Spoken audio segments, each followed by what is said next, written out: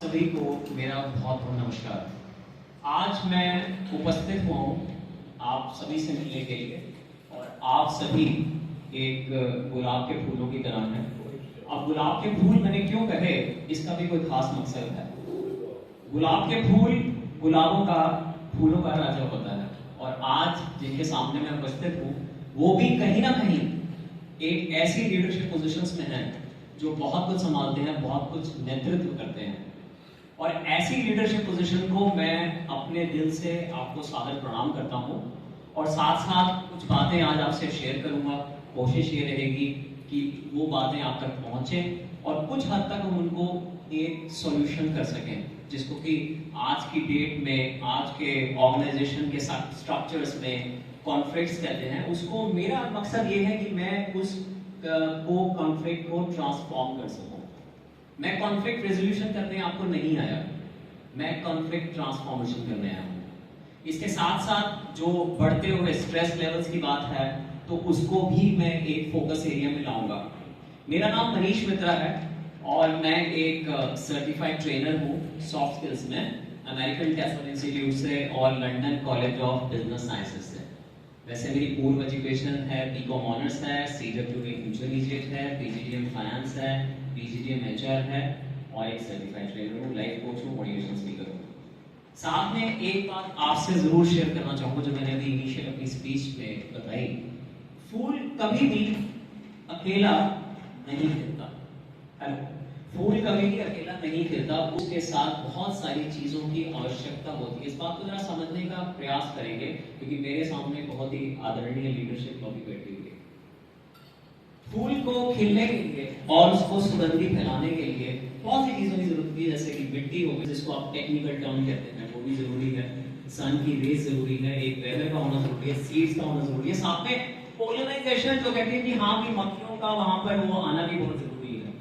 तो ये फूल तभी खिलता है जब इसको सारी चीजें मिलती हैं, यानी कि ये अपने आप में इंडिपेंडेंट नहीं है, ये इंटरडिपेंडेंस है।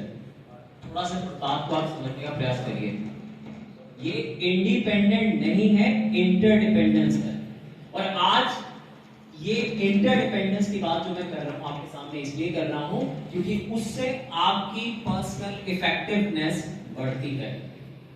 थोड़ा सा मैं स्पष्ट कर दूं, एक डिपेंडेंस हो गई, उसके आगे इंडिपेंडेंस हो गई जो आप सभी हैं, आप सभी हैं। लेकिन इंटरडिपेंडेंस में मुझे प्रॉपरली खुशी मिलती है, मुझे अपने जीवन का उद्देश्य भी समझ आता है और जो प्रोफेशनल वे में मैं जिस पोजीशन पे बैठा हूं मुझे उस चीज का भी मकसद समझ आना शुरू हो जाता है। एक छोटा सा एग्जांपल, एक स्कल्प्टर, एक सोशल हमारे साइकोलॉजिस्ट है, उनका नाम इस समय मेरे को नहीं ध्यान में आ रहा, उन्होंने एक मूर्ति बनाई फीमेल की, बहुत सुंदर लगी अचानक से, बहुत ही सुंदर लगी। तो उसको उस मूर्ति से प्यार हो गया, उसने गॉडेस ने वो मूर्ति कन्वर्ट कर दी।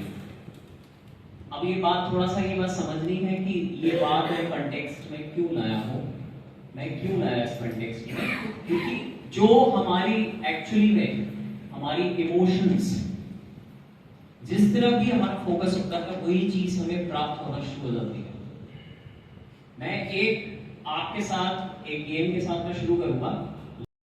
ये हमारा जो जेस्चर था, इसका मतलब ये था कि हम अपनी एनर्जी दूसरे में ट्रांसफर कर रहे हैं। बेसिकली हमने किसी को, जो हम काम कर रहे हैं वो किसी और को दे रहे हैं, जिस एनर्जी से दे रहे हैं वो भी सेम एनर्जी से उस काम को ले और करे। तो आगे हमारे के लिए बताएंगे, एम्पैथी की बात कर लेते हैं, फिर एम्पैथेटिक जॉय की बात कर लेते हैं। सब स्पीकर्स जैसा कि दो वर्ड होता है, सिंपैथी और इम्पैथी। तो मेरे समझ में आ रहा है कि खुशी जिस तरह से सिंपैथी होता है कि दूसरे का कोई कष्ट हो रहा है उसके साथ वो आपको कष्ट लगे, इम्पैथी होता है कि जो चीज आप खुद फील कर रहे हो तो हाँ ऐसा कष्ट होता है। तो मुझे लगता है कि इम्पैथेटिक जॉय में कि जो आप जिस तरह से खुशी महसूस करते हो, जिस काम के लिए खुशी महसूस करते हो, सामने वाले को उसी तरह से समझ के और आपको उसी तरह से उसकी खुशी देनी चाहिए। ये सर मैं समझ मैं करेक्ट वर्ड में बोलूं कि वो किस सिचुएशन में है, अगर हम उसको दिखाने की बजाय उसको रियलाइज करेंगे कि वो उसकी सिचुएशन को फील करेंगे तो हम उसकी प्रॉब्लम को समझ पाएंगे।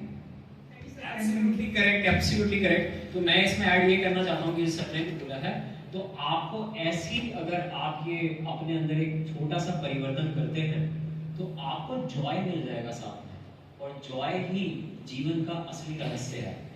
आप ये समझें कि पहले जैसे मैंने वीडियो दिखाई थी हार्ड वर्क नहीं, पहले हैप्पीनेस, फिर सीक्वेंस ऐसे चलता है। मैडम प्लीज आइए।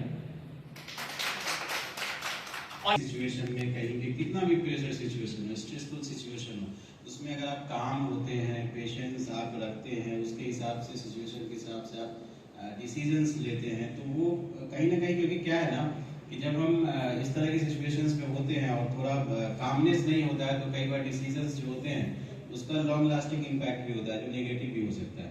तो अगर उस तरह की कोई सिचुएशन है, स्ट्रेसफुल सिचुएशन है, तो उसमें काम, कूलनेस है, कूल हेड के साथ बैठ के अगर डिसीजन लेते हैं, then it will be fruitful. और वो जो डिसीजन उस टाइप से लिया जाता है, तो वो स्ट्रेसफुल सिचुएशंस को ओवरकम करने में काफी मदद कर सकता है, जो मेरी समझ में आ रहा है। या आप गाना गा लीजिए, सुन लीजिए, या आप मेडिटेशन तो उस वक्त कर नहीं सकते ऑफिस में, तो बड़ी मुश्किल होती है। तो आपको वो चेन को ब्रेक करना है। या एक तरीका भी जो आपके सामने मैं प्रस्तुत कर रहा हूं, आपने 3 इडियट्स फिल्म तो सबने देखी, उसमें एक डायलॉग रहा, all is well and that is absolutely marvellous. अब आप देखिए, अगर ये ऐसे भी मैं करता हूं ये और आंखें बंद कर लेता हूं, लेकिन आपको मैं जोक नहीं कर रहा, जोक एक्चुअली, इससे आपके हार्ट फंक्शनिंग के साथ साथ यू फील रिलैक्स्ड हो सकते दिस थिंग। और एक काम करिए, अभी 1 मिनट के लिए ऐसा कर दीजिए, क्यों कह रहा हूँ बताता हूँ। 1 मिनट के लिए आप आंखें बंद रखेंगे, पहले सुन लीजिए, सुन लीजिए, सुन लीजिए। जब मैं साइकोलॉजी में ग्रेजुएशन कर रहा था बेसिकली, एंड साइंटिफिक मैनेजमेंट पढ़ा, देन एल्टन मायो का वो अर्बन स्टडी था जो ह्यूमन रिलेशंस के ऊपर बेस्ड था। तो कहीं ना कहीं हम लोग जो मैकेनिकल जिंदगी होती चली जा रही है, उसमें जो ह्यूमन वैल्यूज है उसको थोड़ा दरकिनार कर देते हैं। तो वो देखने की हमें ज़रूरत है, जो अभी मनीष जी ने बताया है कि चलो गैजेट्स हैं, इक्विपमेंट्स हैं, टूल्स हैं, सारी चीज़ें हैं हमारे पास, कंप्यूटर है, सारी चीज़ें हैं। स्टिल अगर हमारा जो मन है, अगर हमारा सुबह उठते हैं और वर्क प्लेस पे आने का हमारा दिल नहीं कर रहा है, तो कहीं ना कहीं कुछ ना कुछ कमी तो है। तो जो ह्यूमन टच की बात कर रहे हैं, ह्यूमन रिलेशंस की बात कर रहे हैं, क्योंकि क्या है ना कि जीवन में सबसे ज़्यादा वक्त हम अपने करीब के साथ ही बिताते हैं। सुबह 9 बजे से लेकर 6 बजे तक इतना वक्त हम और किसी के साथ नहीं बिताते। तो जो हम बात कर रहे हैं कि कॉन्फ्लिक्ट्स कैसे, क्योंकि इंसान है तो एक दूसरे के साथ कुछ ना कुछ तो होता ही रहता है काम को लेकर, बट उसको कैसे मिनिमाइज कर सकते हैं, एक दूसरे की मदद कैसे कर सकते हैं, तभी ये जो हमारी टीम है, यहाँ पे लीडरशिप सारी टीम है, तो हम आगे बढ़ सकते हैं, ग्रो कर सकते हैं, और ऑर्गेनाइजेशन के ग्रोथ के साथ हम लोग अपना ग्रोथ भी कर सकते हैं। तो एक हैप्पी जो वर्क प्लेस होना चाहिए वो बहुत ज़रूरी है। उसके लिए हमें एक दूसरे के साथ मिलकर काम करना है कहीं ना कहीं, और वर्क प्लेस को एक हैप्पी वर्क प्लेस बनाने की तरफ हम लोग काम करना है। उसी सिलसिले में आपका जो सेशन था काफ़ी अच्छा था, काफ़ी इंगेजिंग था, हम लोगों ने काफ़ी लर्न किया है, and we will certainly take it forward, इसको आगे लेकर चलेंगे। So thank you Manish ji, हम सब की बात करें।